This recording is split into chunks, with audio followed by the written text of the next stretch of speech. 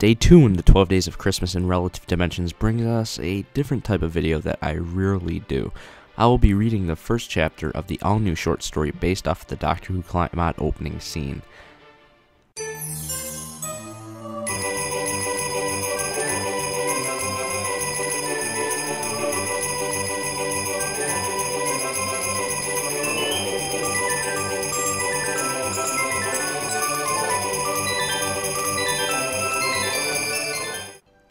So for this short story venture, well, it was conceived because of the fact that I needed to write a 5-page narrative essay for my college composition class.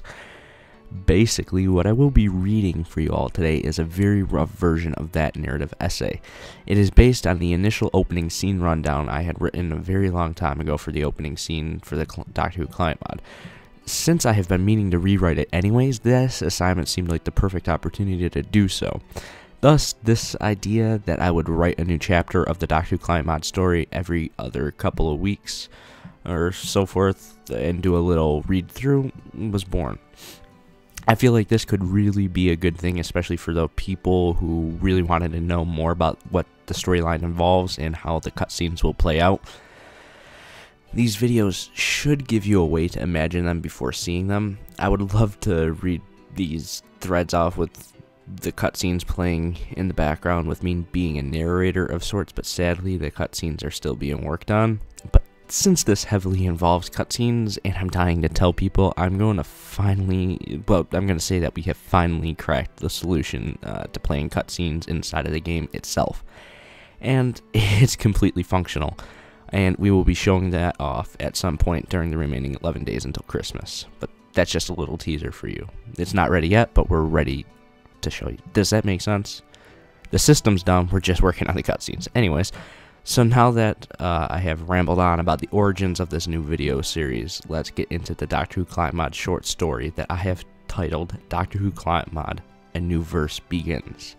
The title may change, there were some things rattling about, but that's subject to change, so leave your thoughts at what it should be called. I'll have a poll on the iKings SEC forums thread anyways. If I can work sound effects and soundtrack music into the background of me reading to set the atmosphere, I will. Please keep in mind that this also serves as an introduction to the people who are not familiar with Doctor Who and the rich history of the show. For some people, parts may seem like it's recapping things, but this is purely to make sure everyone in the audience understands. I hope you enjoy this rough draft of the story. If it sounds like I'm whispering or anything, that's just because it's 5 o'clock in the morning and I'm recording this, so I'm trying to keep it down, and I'm pretty tired. Let's get into it. The Doctor, a time traveler with a title for a name. His species, the Time Lords, are from the planet Gallifrey in the constellation of Castabris. He is 1,300 years old, and he has a screwdriver that is sonic and can do all sorts of things, almost like magic. His spaceship/time travel machine is called the TARDIS. It stands for Time and Relative Dimensions in Space. It is bigger on the inside and it is alive. It can disguise itself based on its surroundings. However, after landing in London in 1963, it got stuck as a blue police box. The Doctor wanders around the universe with a companion, saving planets and whole civilizations. Now, imagine you were this Doctor, and the fate of an entire planet, no, an entire universe rested on your shoulders. Put yourself into his shoes. Some people call him a hero. Some people call him a warrior. But really, he's like fire and ice and rage. He's like the night and the storm in the heart of the sun. He's ancient and forever. He burns at the center of time, and he can see the turn of the universe. And this is the story of how he dies. Again.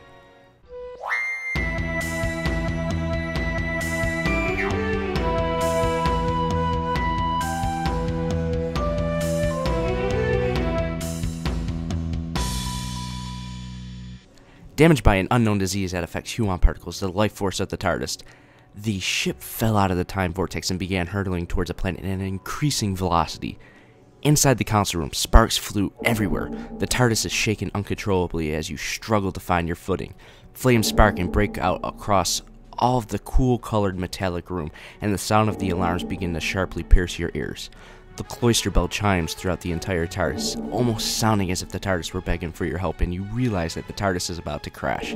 Making a desperate attempt to stop the ship from plummeting into the surface of the planet, you frantically try to make it to the console, but you are knocked down by the ship hitting the planet's atmosphere. Among the chaos, staring through the thick black smoke, shielding your eyes from the sparks of electricity, you manage to see a monitor that had not been destroyed from a power surge. Scrolling symbols of round Gallifreyan text whiz past each other, warning of a human particle containment failure. The TARDIS shakes violently, and the last remaining hope of saving the TARDIS dies as the screen ruptures, sending shards of glass everywhere. There are no more options. There's nothing more you can do to save the TARDIS before she hits the face of the planet. Once the most powerful vessel in the entire universe, the TARDIS has been brought to its knees, and you have no other option but to evacuate. For over 1,000 years, you have traveled throughout all of time and space with the TARDIS. You fought in the last Great Time War, and when the dust settled, you were the sole remaining Time Lord, and she was the last TARDIS in the universe. And she was there for you the whole time, and now you are just going to abandon your home when it needs your help the most. You try to rationalize it by saying you can fix whatever damage occurs if she survives the crash. Time is running out as the ship violently finishes atmospheric re-entry. As you make a dash for the console again, compressed air in the form of heated high-pressure steam begins to leak out of the ventilation system. You use your sonic screwdriver to dissipate the vapor and reach the console. With a pull of the wibbly lever and a wave of the sonic, you engage the transmat teleport beam system. The ship flips upside down and you get thrusted into the cold metal wall. An explosion deep in the bowels of the dimensionally transcendental ship had caused another power surge to happen when the transmat system engaged. Your way off the crashing ship had literally just been blown to pieces. You run towards the burning doors and carefully open them. Taking one last look back into the room, you hear the console wheezing as if the thick black smoke caused by the fires and blazing sparks were snuffing out the life of the ship. All that was left to do was say your catchphrase, Geronimo, and you were out the doors and everything fades to darkness. Page 2. As you awake, your vision is blurry and you cannot seem to walk in a straight line. Your hands emit a bright gold luminescent glow that begins to slowly fade. You suddenly realize that you had just regenerated, the Time Lord process of cheating death by changing every cell in your body right before death. Regeneration is like a lottery. The process is a bit dodgy. You never know what you are going to get. You could get 2 heads or no head. Imagine that, you with no head. Time Lords have no ability to control their next regeneration appearances, unlike Time Ladies, so it's kind of a mixed bag according to all common knowledge. You frantically begin to check your body for any missing parts, as you have done 11 times previous. Everything was there. Legs, arms, 2 eyes, nose, eyebrows, blimey. Just as you thought you had gotten out fine, you realize something is missing, something important. You lost your bow tie. As your vision begins to return to normal, you see a long trail of black smoke in the far distance in a mountain range. Among the smoke, you see great beams of light radiating out in multiple directions from a central point. This could only mean one thing. The TARDIS has crashed. After 2 days of trekking through a desert, a jungle, a swamp, and a snow-covered mountains, you have finally gotten close to the TARDIS, or rather what's left of her. By midday, you reach the location of the crash site and find a large crater with the TARDIS cemented into the very center of it, laying on its side. The beams of light you had previously seen were being emitted from the open doors of the TARDIS. Outside the TARDIS, a large swarm of human particles amass around the location of the crash, making it hard to see through. Clumsily fumbling your way down the mountain, you reach the doors of your ship and climb through the ajar police box doors. Once inside, you see the devastation before you, and you cannot help but let out a gasp. Piping hang from the ceilings, large explosions had blown the walls apart. The console room had become a gruesome mashup of the last 3 designs used by the desktop system. Clearly, a glitch must have happened during the final moments of the crash. Oh, and the round things on the walls. Still have no idea what they are. The once great console room now reduced to fallen support beams and parts of ceiling lying on the floor.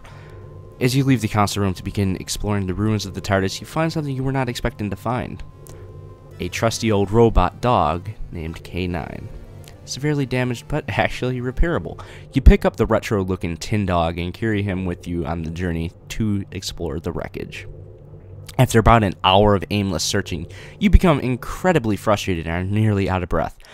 The air in the TARDIS was either stale or so filled with ash and smoke that even the lung capacity of a Time Lord would eventually give out. The TARDIS hallways seemed to have been rearranged during the crash due to the malfunction architectural reconfiguration system. Basically, the interior of the TARDIS rearranged itself to become a labyrinth. After stumbling around for what seemed like an eternity, you finally found a room that had been left intact after the numerous explosions rocked the interior. Still warm from the fires, you push open the sliding doors and jimmy through a small opening you had created, dragging K9 in with you. Once inside, you fall on your back and take a deep breath and let out a sigh of relief. Finally, some clean oxygen. Without even taking a moment to enjoy the ability to breathe easily, you quickly get yourself up off the dusty, charred-covered floor and run over to the nearest wall. After taking off the hexagonal wall panel and revealing a large, jumbled mess of tangled wires and cords connected to a small dark screen. Like a phantom limb, you begin to reach into your jacket pocket for your sonic screwdriver, but you remember that you lost your jacket and bow tie during the fall. That's the thing with regeneration. The memory gets all jumbled and you barely have any idea of who you are at first.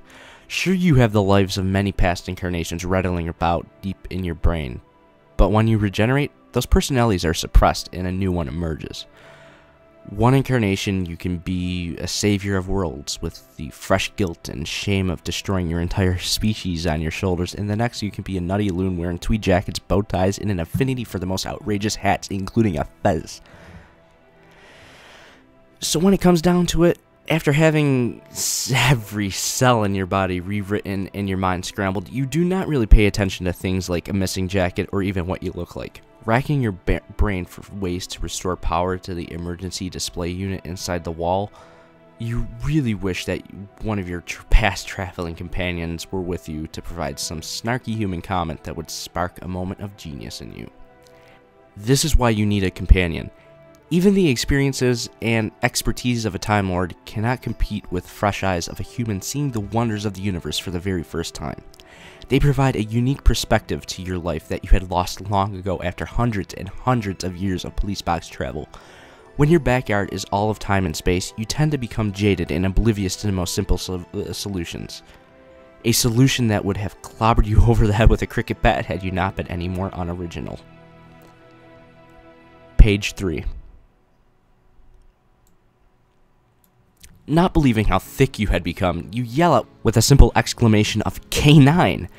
Running halfway across the room, sliding onto the ground at the door, you grab the robot dog and roll him across the dirty floor back towards the wall panel. Without the sonic screwdriver, you have to make do with the systems on board, your chess partner / advanced artificial intelligence from the year 5000. Using brute force and hot-wiring the old tin dog was not something you were very fond of, but if it were to help you restore life to the TARDIS, then it had to be done. Tripping K9's backups, program subroutines, the old rust bucket springs back into life and instantly recognizes you and calls you by his famous catchphrase of Master. After explaining the situation to K9, being the good sentient AI dog that he is, agreed to connect to the TARDIS and transfer power from himself to the monitor from his backup batteries. Once the monitor was up and running, you had discovered an amazing feat done by the TARDIS Matrix, the soul of the TARDIS. Reading several logs created during the crash that were still intact, it soon became clear exactly what the ship had done. In a desperate attempt to preserve herself, the TARDIS had initialized a transmat of the TARDIS memory crystal database to a safe location. She had used the last of her power reserves to teleport the repository of Gallifreyan knowledge off the ship at exactly the same time that you had tried to evacuate. The two requests taxed out the system and caused a massive overload to occur in the Eye of Harmony, an exploding star captured right before turning into a black hole and contained in the deepest ends of the TARDIS interior. The explosion of the eye must have been what caused all remaining TARDIS systems to light up like a Christmas tree on your way out of the TARDIS. However, even with the heroic actions of the TARDIS, a tragic result had occurred from these events. The resulting power surge from the Eye of Harmony destruction had destabilized the ongoing teleport of the memory matrix crystals. A transmat that has been interrupted can have disastrous effects when transporting something as sensitive as Time Lord data storage technology. This could be nothing but bad news. Page 4. As a result of the interrupted transmat, the TARDIS memory matrix crystals have been scattered throughout all of time and space, forever to be lost. This was not the only outcome of the failed transmat. Time Lord technology is bigger on the inside. Whether it be ships like the TARDIS or paintings, the Time Lords depended on bending the laws of time and physics to their will. The TARDIS interior exists in a separate dimension than the exterior, given the illusion of bigger on the inside. Paintings freeze a moment of time in a frame, and data storage, well, Time Lords created simulations inside each crystal. For every crystal about a species existed a virtual reality in which those civilizations lived. It was the ultimate anthropological tool to gain a complete resource of information based on a civilization by actually creating a duplicate world contained in a bigger on the inside crystal that feeds all the information gathered to the TARDIS computers. Running out of the room, leaving K9 and the TARDIS wall panel behind you, you retrace your steps taken to the destroyed console room. Reaching for the burnt wooden doors and opening them would reveal one of your greatest fears. All of your worst enemies, every race you ever fought and defeated, every single last one of them had been transported out of their crystals and onto this planet. You must now set out on your greatest journey. This will be your most taxing trial. You must make repairs to the TARDIS in order to get her to fly again. You must explore all of time and space to every planet suspected of being the location of a TARDIS memory matrix crystal and recover them. But you must do this quickly. The fate of this entire planet rests on your ability to repair the TARDIS and restore her memory database in order to trap all the escaped species back where they belong. You are the Doctor. You are the guardian of the universe, the one who made the promise to never give up and to never be cruel or cowardly. You are the only hope for this planet, and you must save it, for it holds the key to finding your lost homeworld and the cure to the disease that caused this chaos. So that is the end of this chapter in the first story arc of the Doctor Who client mod, and yeah, I'm really excited to work on chapter 2 of the story. I know all about what it's going to be because I've had it in my head for so long, I just never wrote it down. But if you liked this video, if you want to see more, leave a comment on the YouTube video, leave a reply on the iKings SEC forums, vote on the iKings SEC forums thread, poll, and all that stuff. Subscribe, like the video. Visit the links, the xmess.iKingsSEC.com link for the 12 Days of Christmas in Relative Dimensions. Yeah. Talk to you all on day 3.